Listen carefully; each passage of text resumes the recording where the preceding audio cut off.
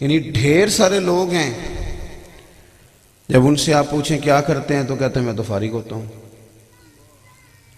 کس طرح وہ وقت گزرتا ہے، کس طرح وہ لمحات گزرتے ہیں جن میں آپ مستقل بنیادوں پر فارغ ہیں اور آپ کچھ نہیں کر رہے، اور آپ صحت مند بھی ہیں، تندرست بھی ہیں، آنکھیں روشن ہیں، دل دھڑکتا ہے، کان سنتے ہیں، سارا کچھ اللہ نے دیا ہوا ہے، وقت کیسے ضائع ہوتا ہے؟ دوستو، زندگی کے اندر انسان کو عبث نہیں گزارنا کچھ بھی۔ اچھا، اگر کچھ لوگ کرتے بھی ہیں تو وہ ڈسکس کرتے ہیں، کچھ لوگ کرتے بھی ہیں اگر تو وہ دوسروں کی بات کرتے ہیں، اگر وہ کرتے بھی ہیں تو مایوسی کی بات کرتے ہیں، اگر وہ کچھ کرتے بھی ہیں تو بس یہ طے کرتے ہیں کہ فلانا فلانا کیا کچھ کر رہا ہے۔ او خدا کے بندو، زندگی میں کچھ کر گزرنا، کچھ ترجیحات کا تعین کرنا، نبی پاک صلی اللہ تعالی علیہ وسلم نے فرمایا وہ خوبصورت مسلمان ہے، اس کا اسلام خوبصورت ہے جو بے مقصد چیزوں کو چھوڑ دیتا ہے، مقصدیت کو حاصل کرتا ہے اور مقصد کے تحت کچھ لے کے وہ آگے چلتا ہے۔ اپنی زندگی دیکھی، حضرت مولا علی شیر خدا کرم اللہ تعالی وجہہ الکریم بڑی چھوٹی عمر میں کلمہ پڑھا، اور جب حضور نے سارے خاندان والوں سے پوچھا کہ دین کے معاملے میں میری مدد کرو گے تو کوئی نہ بولا سوائے مولا علی کے، یا رسول اللہ میں مددگار بھی بنوں گا، ساتھ بھی چلوں گا۔ پھر حضرت مولا علی رضی اللہ تعالیٰ عنہ ہر میدان میں حضور کے ساتھ، بدر میں، احد میں، خیبر میں، ہر جگہ ساتھ،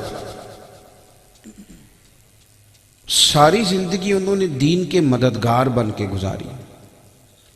جب انہیں خنجر لگا ہے نا، شہادت کا وقت آیا ہے، پیچھے ایک داستان ہے، وہ بڑی شروع میں کہا تھا کہ میں دین کے لیے کام کروں گا، میں آپ کے ساتھ ہوں، پیغام کے ساتھ ہوں۔ جب انہیں خنجر لگا نا تو ان کی زبان پہ جو جملہ آیا وہ بتاتا ہے کہ یہ لوگ دراصل ہمیں پیغام کیا دیتے تھے، جب خنجر لگا تو پتہ کیا فرماتے ہیں؟ شہادت کے وقت کہتے ہیں لو بھئی رب کعبہ کی قسم میں کامیاب ہو گیا، کامیاب سجنا جان امانت تیری، تو جدو مانگ سیں میں پیش کرے ساں۔ وہ ایک مقصدیت جو زندگی میں طے کی تھی نا کہ کچھ کرنا ہے، وہ پورا ہو گیا۔ کچھ نہیں، ارادہ ہی نہیں، پلان ہی نہیں، پروگرام ہی کوئی نہیں، بے یقینی سی کیفیات، الجھے خیالات، ٹوٹتے بکھرتے ارادے، کبھی پروگرام بنا لیا، کبھی توڑ لیا، کبھی کر لیتے ہیں، کبھی رہنے دیتے ہیں۔ کچھ لوگ ایسے ہیں جو آج تک طے ہی نہیں کر سکے کہ میں مذہبی آدمی ہوں کہ دنیا دار ہوں، میں پرانے دیسی خیالات کا ہوں کہ میں ماڈرن سوسائٹی کا ہوں، آج تک طے ہی نہیں کیا۔ کوئی زندگی کے اندر منصوبہ بندی ہونی چاہیے، کوئی پلان ہونا چاہیے، کچھ طے ہونا چاہیے۔ اور اگر لوگوں نے طے کر لیا ہے، پھر انہوں نے طے کیا میں نے پیسے کمانے ہیں، بچے پالنے، او خدا کے بندو، یہ تو آپ نے وہ طے کیا ہے جس کا پہلے سے رب نے وعدہ کیا ہوا ہے، یہ تو پہلے سے وعدہ ہے، آپ اس میں کیا کمال کریں گے؟ تھوڑی سی محنت اپنی زندگی میں پہلے تو کچھ طے کریں اور پھر اس کے لیے کام شروع کر دیں۔ یہ ضروری نہیں کہ آپ اگر کام شروع کریں تو اس کا نتیجہ بھی آپ کی زندگی میں برآمد بھی ہو جائے، یہ بھی ضروری نہیں۔ مؤذن کے لیے اذان پڑھنا ضروری ہے، زبردستی لوگوں کو مسجد سے لانا اس کے ذمے نہیں، اس نے اذان پڑھنی، جد و جہد کرنی ہے، کوشش کرنی ہے، آگے بڑھنا ہے، ہمت کرنی ہے۔ دیکھو اللہ تبارک و تعالی نے جتنے بھی انبیاء کرام علیہم السلام دنیا میں بھیجے، سارے کامیاب ہو کر دنیا سے تشریف لے گئے، لیکن کسی نبی کا کلمہ 2 لوگوں نے پڑھا، کسی کا 3 نے پڑھا، کسی کا 6 نے پڑھا، وہ کامیاب گئے۔ کیوں بھلا؟ کہ وہ جو ڈیوٹی لے کے آئے تھے وہ ڈیوٹی انہوں نے پوری ادا کی۔ باقی دل پھیرنا تو اللہ کے دستے قدرت میں، لیکن وہ جو ڈیوٹی ان کے ذمے تھی وہ ڈیوٹی انہوں نے کی۔ ہمارے ہاں کچھ لوگ کہتے ہیں نتیجہ، ایک بادشاہ تھا تو اس نے نا اپنی قوم اس کی سست ہو گئی تھی۔ ہمارے ہاں نا جس طرح میں ڈھیر سارے لوگوں کو دیکھتا ہوں، میں کہتا ہوں یار یہ مثلاً کہاں وقت ضائع کر رہے ہیں، یہ کچھ کر سکتے ہیں، ان کے اندر ہمت ہے۔ جو آدمی ناظرہ بھی پڑھا سکتا ہے تو اس نے کیوں نہیں اپنی زندگی میں 800,000 لوگوں کو ناظرہ پڑھایا؟ جو حفظ کرا سکتا ہے تو اس نے کیوں نہیں کرایا؟ جو گاڑی چلانے کا طریقہ بتا سکتا تھا اس نے ہزاروں لوگوں کو کیوں نہیں بتایا؟ جو کسی کو غلط جگہ سے روک سکتا تھا اس نے کیوں نہیں روکا؟ اگر قوم اپنی اپنی ڈیوٹی کرے تو یہ جو ہم روز مایوسیوں کی دلدل کی طرف جاتے ہیں اس سے نکل آئیں، لیکن سستی ہے، وہ لیٹے ہوئے آرام کر رہے ہیں، فلاں کیوں نہیں کر رہا، فلاں کیوں نہیں کر رہا۔ بادشاہ کی قوم ساری سست ہونے لگی، اس نے ارادہ کیا کسی طریقے سے انہیں جگاؤں۔ اس نے اعلان کیا کہ ایک بہت تگڑا ہیرا مہنگا سلطنت سے گم ہو گیا ہے، جو ڈھونڈ کے لائے گا اسے انعام ملے گا۔ سارے لوگ ہی ڈھونڈنے لگ گئے، انعام کا چکر تھا نا، تو سب نے ہی ڈھونڈا۔ ہیرا ایک ہی تھا، کسی ایک کو ہی ملنا تھا، وہ جس کو ملا وہ لے آیا۔ اب باقی پریشان کھڑے ہیں، تو بادشاہ کہنے لگا سنو بھئی، انعام میں نے ایک کو نہیں دینا، سب کو دینا ہے۔ اس نے کہا کیوں؟ کہنے لگا ہیرا ایک ہی تھا، کسی ایک کو ہی ملنا تھا، پر انعام ہیرا ملنے پہ نہیں، انعام تو کوشش کرنے پہ ہے۔ تم نے کوشش تو کی نا، تم نے جد و جہد تو کی نا۔ میرے بھائی تمام اصحاب بدر کی فضیلت ہے، تمام کی، لیکن سارے شہید نہیں ہوئے، کچھ شہید ہوئے، لیکن ہر بدری صحابی شان والا، ہر صحابی شان والا، ہر صحابی جنتی۔ میری بات کو سمجھیں، ڈیوٹی اپنی پر پورے طور پر قائم رہیں، اپنی ذمہ داری کا احساس کریں، کچھ کرتے نہیں۔ اچھا پھر کچھ لوگ ایسے ہیں جو اپنے اوپر ان کی کوئی توجہ نہیں، ان کی ساری توجہ دوسروں پہ ہے، ساری۔ حالانکہ شکوہ ظلمت شب سے تو کہیں بہتر تھا، اپنے حصے کی کوئی شمع جلاتے جاتے، کوئی اپنے حصے کا کام کرتے، ہر وقت شکوے کرنا، کوئی ڈیوٹی کرتے۔ حضرت موسیٰ کلیم علیہ السلام سے رب کریم نے فرمایا، صوفیاء لکھتے ہیں کہ اللہ کریم نے فرمایا کہ اے موسیٰ، آپ اس بستی میں جو سب سے نیک آدمی ہے نا اسے ڈھونڈ کے لائیں۔ اب جسے حضرت موسیٰ کلیم علیہ السلام نیک کہیں گے وہ کتنا کو نیک ہوگا؟ آپ نے ایک شخص پیش کیا، مالک یہ میری نظر میں سب سے نیک ہے۔ اب ارشاد ہوا کہ اس کی ڈیوٹی لگائیں، اس کے ذمہ لگائیں، جو سب سے برا ہے نا بستی میں اسے بھی ڈھونڈ کے لائے۔ میرا خیال ہے میرے اور آپ کے ذمہ یہ کام لگنا چاہیے تھا، پھر تو سوائے میرے کوئی بندہ صحیح بچتا ہی نہ، یا میں ٹھیک یا جو ہاتھ باندھ کے میرے پیچھے چلے وہ ٹھیک، تیسرا تو کبھی ٹھیک ہوتا ہی نہیں، تو سوال ہی نہیں پیدا ہوتا الا ماشاءاللہ۔ اس بندے کے جسے آپ سب سے نیک کہہ رہے ہیں اس کے ذمہ لگائیں کہ یہ اب سب سے برے بندے کو ڈھونڈ کے لائے۔ حضرت موسیٰ علیہ السلام نے اس نیک آدمی سے کہا کہ وہ ذرا ڈھونڈ کے لاؤ۔ عرض کی حضور یہ تو مشکل کام ہے، میں کیسے کروں گا؟ کہا نہیں آپ ہی کو ڈھونڈنا ہے۔ اس نیک آدمی نے عرض کی حضور 3 دن کی مہلت لوں گا۔ 3 دن تک مسلسل وہ کوشش کرتے رہے۔ 3 دن کے بعد ان کو وہ بندہ پیش کرنا تھا جو سب سے برا تھا۔ پتہ کسے پیش کیا؟ اپنے گلے میں رسی ڈالی اور حضرت کلیم کے ہاتھ تھمائی۔ آپ نے اس کی طرف دیکھا، فرمایا یہ کیا؟ عرض کی حضور غور کرنا چاہا تھا لوگوں پر، کچھ غلطیاں لوگوں کی میرے سامنے آئی تھیں، پر ان غلطیوں کا مجھے شک تھا، لیکن جو میری غلطیاں تھیں ان کا تو پک تھا نا، وہ تو یقینی تھی نا جو میرے اندر تھی۔ تو پھر میں نے کہا کہ اس بندے کو لے جاؤں جس کا صرف مجھے شک ہے کہ پتہ نہیں یہ غلطی کی ہے کہ نہیں، تو اپنا تو مجھے یقین ہے نا، اس لیے میں ہی ہوں سب سے گناہگار۔ رب کریم نے فرمایا میرے کلیم، اس بندے کو جو عزت دی گئی ہے وہ اسی عاجزی کی برکت سے دی گئی ہے۔ ہمارا سارا خیال دوسروں پہ ہے، اپنی زندگی میں کچھ کام کریں۔ آپ کو پتہ ہے ہمارے بزرگوں نے کیا کیا؟ حضرت امام بخاری رحمۃ اللہ تعالیٰ علیہ نے نا احادیث جمع کی، دور دراز کا سفر کیا، محنت کی، کوشش کی، پھر ان کی اسناد پر گفتگو کی، پھر وہ ساری چیزیں ایک جگہ جمع کر کے ہمیں دے دیں۔ یہ کام انہوں نے ہمارا آسان کر دیا۔ اب ہمیں ایک حدیث تلاش کرنے کے لیے سمرقند نہیں جانا پڑے گا، بخارا نہیں جانا پڑے گا، حرمین نہیں جانا پڑے گا، ہمارے پاس کتاب میں وہ چیزیں محفوظ ہیں۔ اتنا تو کریں نا، اسے کھول کے پڑھ لیں، اس سے اپنے حصے کی خیر حاصل کریں۔ بڑا کام وہ ہمارے لیے آسان کر گئے، لیکن جیسے جیسے وقت گزرتا جا رہا ہے اگلی نسل سست سے سست ہوتی جا رہی، کچھ کرنے کو تیار نہیں، جد و جہد کا ارادہ نہیں، کوئی مقصد نہیں، کوئی پروگرام نہیں، کچھ طے نہیں کیا، اور الٹا پوچھتے ہیں مجھ سے ایک جوان نے پوچھا، کہنے لگا کچھ سمجھ نہیں آتی، نمبر بھی بڑے اچھے لیے، جاب بھی بڑی اچھی مل گئی، کوئی مقصدیت کا نہیں پتہ کرنا کیا ہے۔ میں نے کہا اصل میں غور نہیں نہ آپ کرتے۔ میں نے کہا چلو کوئی حدیث تو آپ کو آتی ہوگی، کوئی ایک سنائیں۔ کہنے لگا ایک میں نے بڑی شوق سے یاد کی تھی، ہمارے اسکول کے کورس کی کتابوں میں حدیث لکھی تھی کہ تم میں سے بہتر وہ ہے جو دوسروں کے حق میں بہتر ہے۔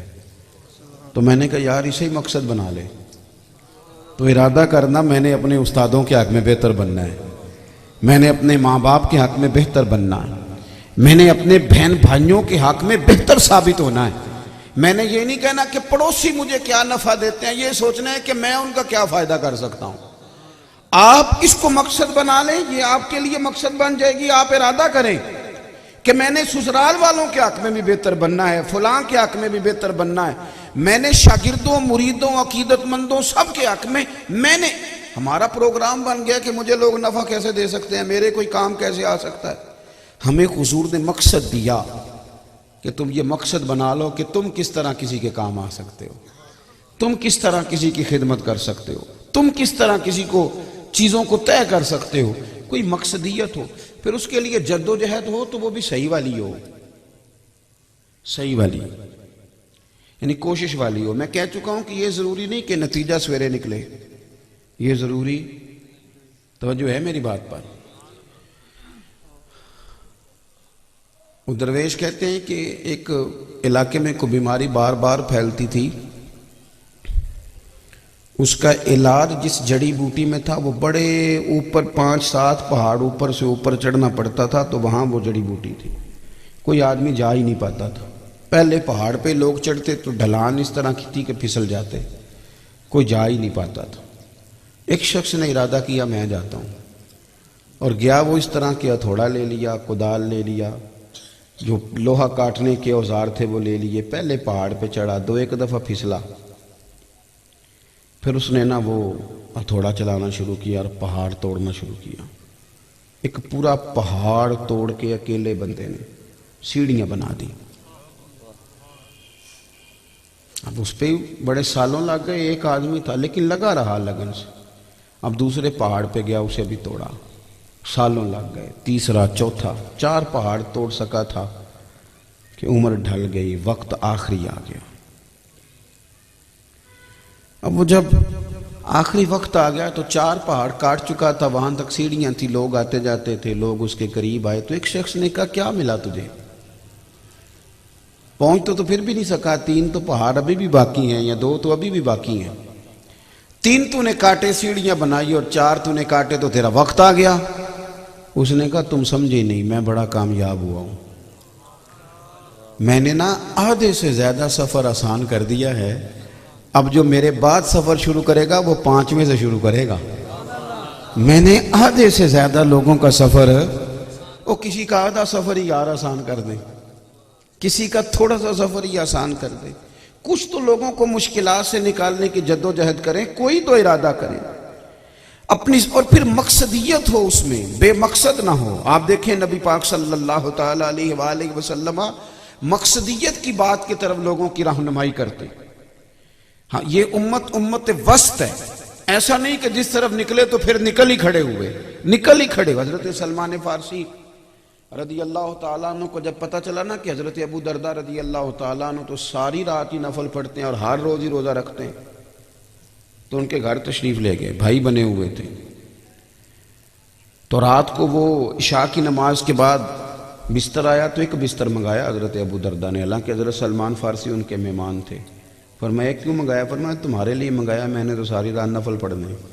آپ فرمانے لگے دوسرا بستر بھی منگا، عشاء پڑھ لیا، اب سو، تہجد میں تو بھی اٹھے گا اور میں بھی اٹھوں گا، سو۔ تو حضرت ابو درداء رضی اللہ تعالیٰ عنہ سو گئے، ایک آدھ دفعہ اٹھنے کا ارادہ کیا تو حضرت سلمان فارسی کہنے لگے سو جا چپ کر کے، تہجد میں اٹھیں گے۔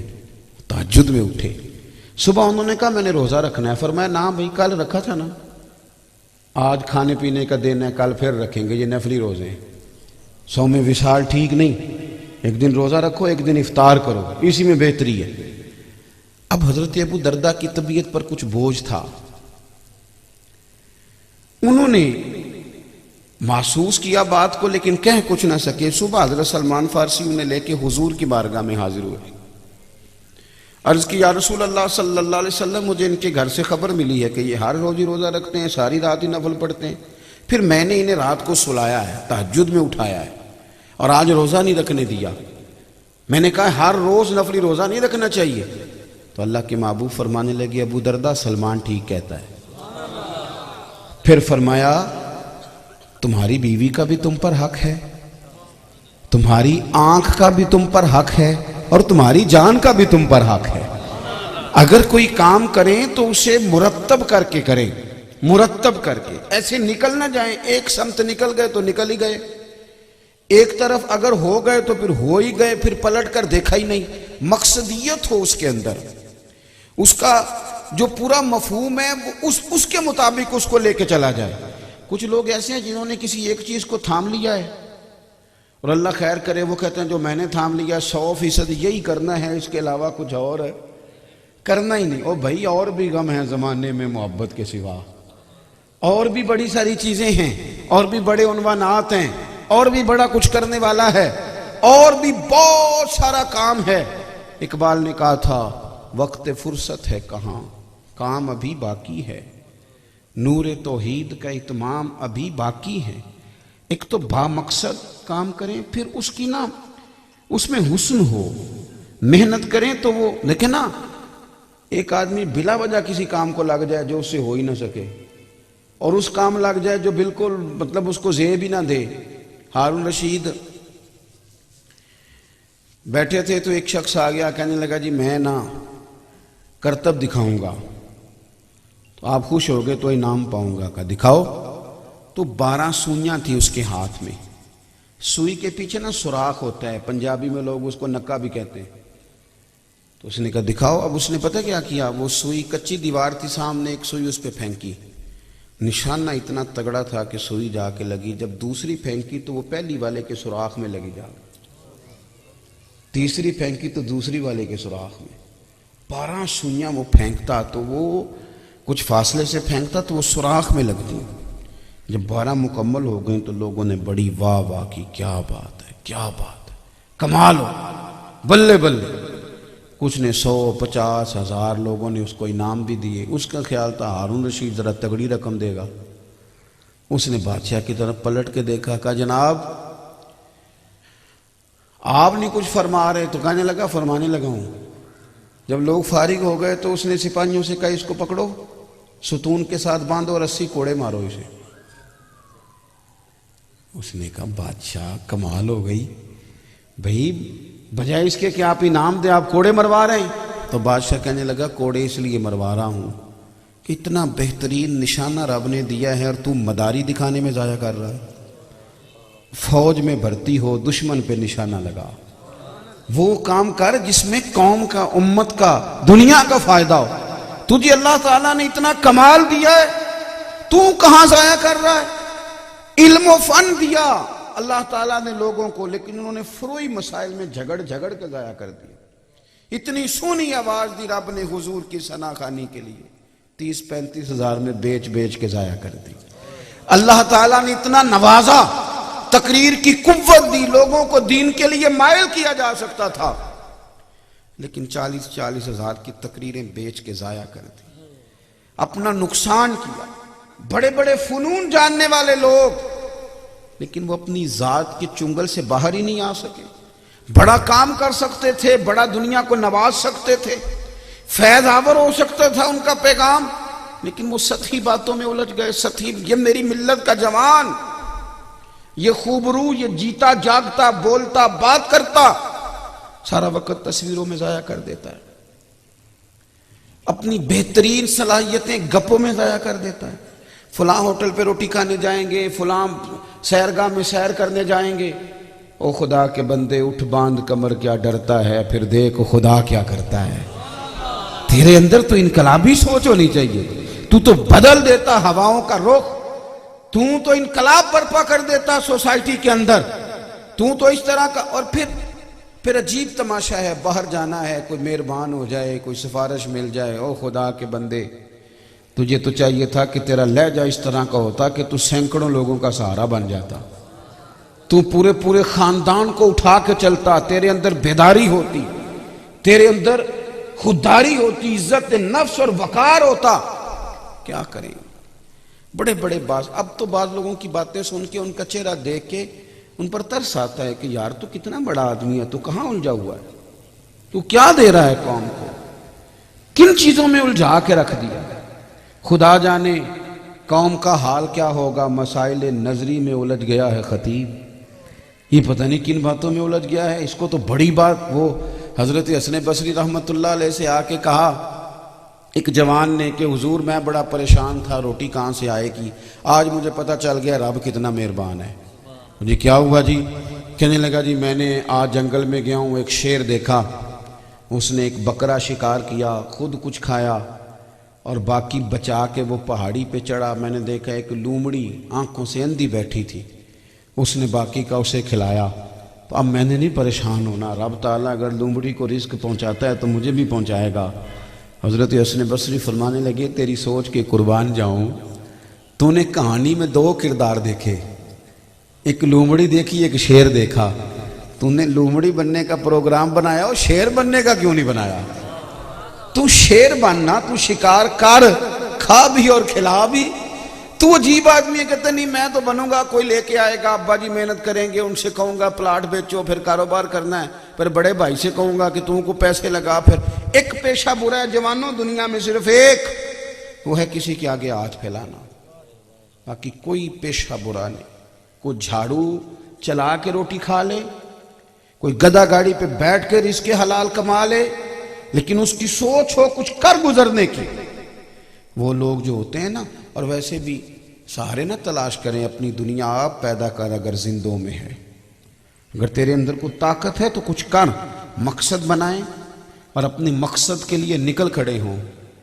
کچھ لوگ ایسے تھے میں بعض لوگوں کو دیکھتا ہوں جو کہتے رہے او دیکھو جی وہ فلاں بندہ تو پڑھا ہوا ہی نہیں، وہ ساری زندگی ان کی اس بات میں گزر گئی، اور جسے وہ کم پڑھا لکھا کہتے تھے اس نے بڑا بڑا انقلاب برپا کر دیا۔ وہ کہاں کے کہاں پہنچ گئے، اور یہ ساری زندگی یہی کہتے رہے کہ او ہو فلاں کے پاس تو ہے ہی کچھ نہیں۔ ہمارا نا کچھ مقصود نہیں۔ آج کی اس نشست میں ایک پیغام آپ کو دینا ہے، وقت ضائع نہ کریں۔ حضرت عمر بن عبدالعزیز رحمۃ اللہ علیہ کے غلام نے کہا تھا حضور آپ تھک گئے ہیں، یہ کام رہنے دیں کل کر لیں گے، یہ والا کام رہنے دیں آج کل کر لیں گے۔ تو آپ نے فرمایا یار جو کل کام کرنے ہیں پھر وہ کس دن کریں گے؟ اگر آج والا کل پہ چلا گیا تو وہ جو کل کرنا ہے وہ تو اپنی زندگی میں کچھ کرنا ہے، کچھ ایسا ارادہ کرنا ہے، اپنے اوقات کو ضائع نہیں کرنا، اور بالکل سطحی چیزوں میں نہیں الجھنا، بڑے مقاصد، بڑے حوصلے، بڑا جذبہ، اور یہ بھی نہیں سوچنا کہ میں گاؤں میں رہتا ہوں، میں چھوٹی جگہ رہتا ہوں، میں فلاں قبیلے سے ہوں اور میں مثلا کس طرح کر سکوں گا۔ بڑے لوگوں کو ٹٹولو گے نا تو وہ کسی نہ کسی چھوٹے گاؤں کے نکلیں گے، کسی غریب باپ کے بیٹے نکلیں گے، لیکن انہوں نے محنت کی تو رب نے ان کی مدد کی۔ اللہ تعالیٰ کی بارگاہ میں دعا ہے مالک کریم ہمارا بندہ مومن اللہ کا بندہ ہے، رسول کائنات صلی اللہ تعالیٰ علیہ وسلم کا غلام ہے، اپنے اپنے ذہن کے مطابق، اپنی اپنی طبیعت کے مطابق اور اپنی اپنی سوچ کے مطابق لوگ اپنے آپ کو اچھا بتاتے بھی ہیں، اچھا کہتے بھی ہیں، اچھا سمجھتے بھی ہیں، اپنے ترجیحات طے کر لیتے ہیں، خود ہی ان پر پابند ہو جاتے ہیں، خود ہی قائل ہو جاتے ہیں کہ چونکہ میرے اندر یہ صفات ہیں لہٰذا میں اچھا ہوں۔ کچھ لوگوں کا یہ کہنا ہوتا ہے کہ رزق چونکہ حلال کماتا ہوں لہٰذا بہت ہی اچھا ہوں، ماں باپ چونکہ میرے مجھ سے خوش ہیں لہٰذا بہت ہی اچھا ہوں، 5 نمازیں پڑھنے والا بھی اپنی تئیں اپنے آپ کو مطمئن کر لیتا ہے کہ شاید میں سب سے اچھا ہوں۔ تو مختلف قسم کی چیزیں لوگ بنا کر کے اپنے آپ کو اچھا گردانتے ہیں، اچھا کہتے ہیں۔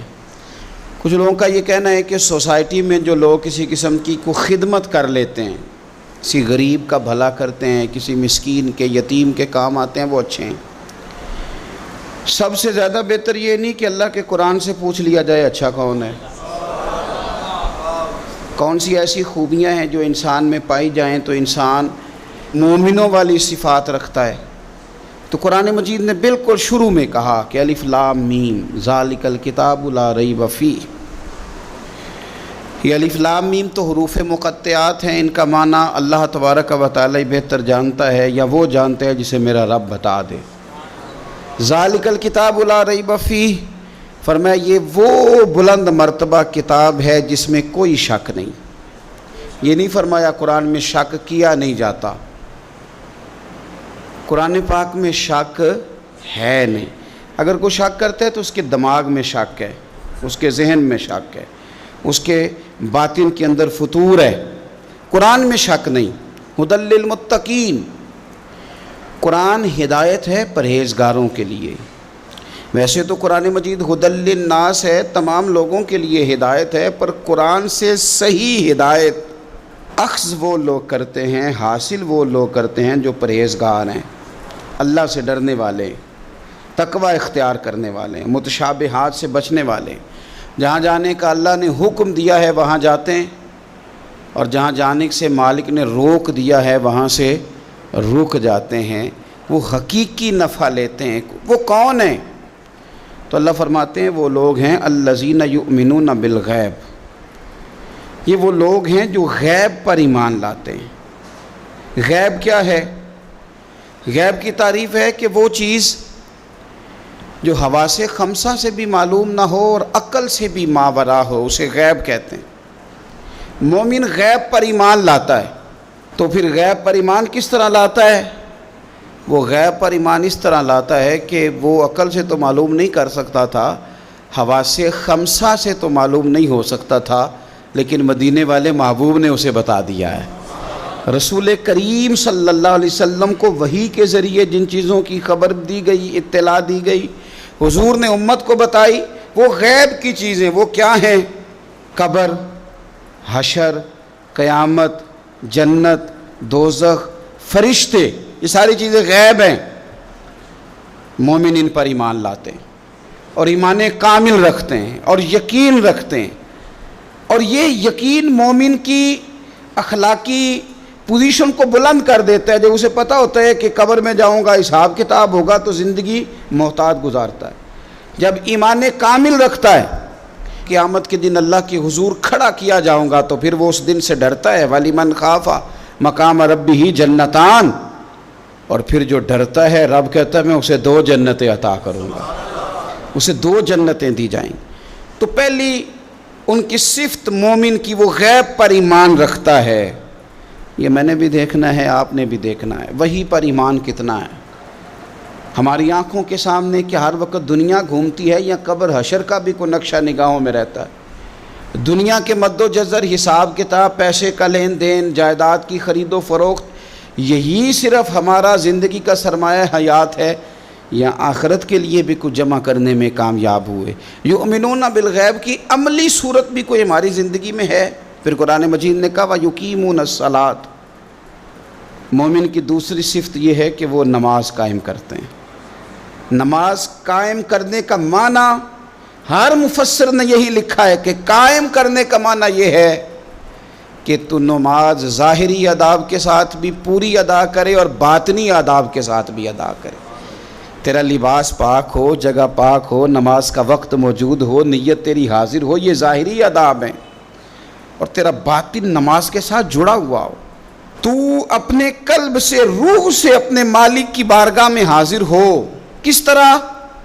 خود میرے کریم محبوب علیہ السلام نے بخاری مسلم میں وضاحت کر دی، فرمایا رب کی عبادت اس طرح کرو کہ تم اسے دیکھ رہے ہو، اور اگر یہ نہیں ہو سکتا تو اتنا ہی کر لو کہ وہ تمہیں دیکھ رہا ہے۔ اس کیفیت کے ساتھ آپ نماز پڑھتے ہیں تو باطنی آداب بجا لاتے ہیں۔ پھر فرمایا وَمِمَّا رَزَقْنَاهُمْ يُنْفِقُونَ، جو ہم نے انہیں دیا ہے اس میں سے ہماری راہ میں خرچ کرتے ہیں۔ اللہ کی بارگاہ میں صدقات، خیرات، زکوٰۃ، ان کے ساتھ رب کا قرب حاصل کرتے ہیں۔ اللہ نے جو تقسیم رکھی ہے کہ بعض کو مالک امیر بنا دیتا ہے، بعض کو غریب بنا دیتا ہے، تو وہ پھر صدقات کو ٹیکس نہیں سمجھتے، وہ کسی کو دینے میں بوجھ محسوس نہیں کرتے، وہ سمجھتے ہیں یہ تو مالک کی تقسیم ہے، میرے اس نے ذمہ لگایا ہے، میں نے دینا ہے۔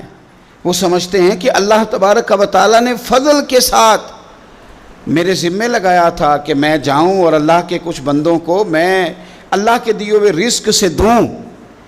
کچھ مفسرین نے یہاں بات کو اور کھولا ہے، وہ کہتے ہیں رزق سے مراد ہے جو بھی اللہ نے دیا ہے۔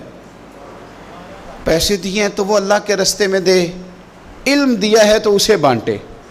اگر کسی کو اللہ نے معرفت دی ہے تو اپنے فیض سے لوگوں کو قریب کرے اللہ کے، وہ پھر وہ علم آگے بانٹے، وہ تقسیم کرے۔ تیرے پاس جو کچھ بھی ہے نا دیا ہوا تو رب کا ہے، تو نہ بچا بچا کے تو رکھ اسے، تیرا آئینہ ہے وہ آئینہ، شکستہ ہو تو عزیز تر ہے نگاہ آئینہ ساز میں۔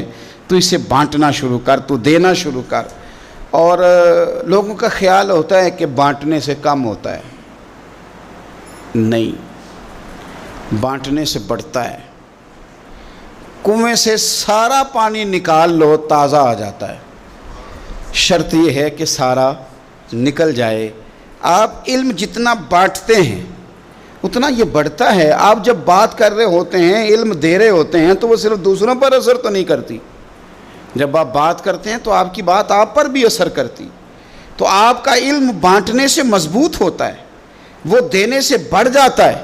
اس لیے حضرت مولا علی شیر خدا رضی اللہ تعالیٰ عنہ فرمایا کرتے تھے کہ علم مال سے بہتر ہے، مال کی حفاظت کرنی پڑتی ہے اور علم بندے کی حفاظت کرتا ہے، وہ اس کے گرد حصار بنا دیتا ہے۔ حفاظت جو اللہ نے تجھے دیا بانٹ اس کے راستے میں۔ پھر مومنوں کی صفت بیان کی، ایک تو یؤمنون بالغیب، غیب پر ایمان رکھتے ہیں، وَيُقِيمُونَ الصَّلَاةَ، نماز قائم کرتے ہیں، وَمِمَّا رَزَقْنَاهُمْ يُنْفِقُونَ، جو ہم نے انہیں دیا ہے ہمارے راہ میں خرچ کرتے ہیں۔ اور پھر فرمایا وَالَّذِينَ يُؤْمِنُونَ بِمَا أُنزِلَ إِلَيْكَ، اور جو ہم نے آپ کی طرف نازل کیا حبیب وہ اس پر ایمان لاتے ہیں۔ کتاب کو، قرآن کو سینے سے لگا کے رکھتے ہیں، اس کے ایک ایک حرف کو وہ اپنے لیے دستور حیات سمجھتے ہیں، ایمان لاتے ہیں پختہ۔ وما انزل من قبلک، اور اس پر بھی ایمان لاتے ہیں جو آپ سے پہلے نازل کیا گیا، آپ سے پہلے جو نازل کیا گیا اس پر بھی وہ ایمان لاتے ہیں۔ یعنی تورات ہے، زبور ہے، انجیل ہے، اگرچہ کتابیں بدل دی گئی ہیں پر اللہ کی کتابیں تو تھی، ان کے جو احکامات موجود تھے اس پر وہ ایمان لاتے ہیں، ایمان رکھتے ہیں۔ ایک بات اور بھی یہاں سے ختم نبوت کا مسئلہ بھی حل ہوتا ہے۔ کہا گیا ایمان دو چیزوں پہ ہے، والذین یؤمنون بما انزل الیک وما انزل من قبلک، ایک اس پر ایمان لاتے ہیں جو آپ پہ نازل ہوا، اور ایک اس پر جو آپ سے پہلے نازل ہوا۔ یہ نہیں فرمایا کہ آپ کے بعد بھی کچھ نازل ہوگا، پہلے نازل ہوا جو آپ پر نازل ہوا، آپ کے بعد کچھ بھی نازل نہیں ہوگا۔ بتا دیا قرآن مجید نے یہاں کہ ختم ہو گئی بات، رسول پاک علیہ السلام پر بات ختم ہو گئی، نبوت کا سلسلہ رب نے ختم کر دیا، زندگیاں ختم ہوئی اور قلم ٹوٹ گئے، پر تیرے اوصاف کا ایک باب بھی پورا نہ ہوا۔ ختم کر دی بات، یہاں مالک نے ختم کر دی۔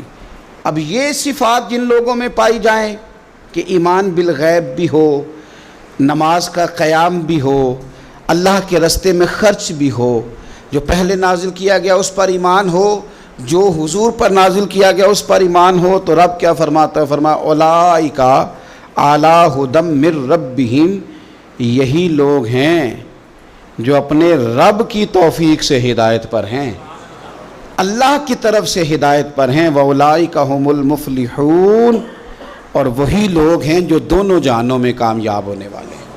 یہ کامیابی والے لوگ یہاں بھی اور وہاں بھی۔